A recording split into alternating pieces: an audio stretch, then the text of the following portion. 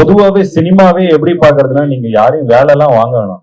எல்லாருக்குமே இங்க வேலை தெரியும். நீங்க வந்து வேலையை ஆர்கனைஸ் பண்றது மட்டும்தான் ஒரு இயக்குனரோட வேலை. நீங்க எவ்வளவுக்கு எவ்வளவு ஒரு விஷயத்த ஆர்கனைஸ் பண்றீங்களோ அப்ப அந்த விஷயம் ரொம்ப நல்லா உங்ககிட்ட வரும். நான் வேலை வாங்கணும், நான் சொல்றதுதான் அங்க நிகழ்த்தணும் அப்படின்னு போது தான் நிறைய பிரச்சனைகளை நீங்க சந்திக்க வேண்டியது வரும்.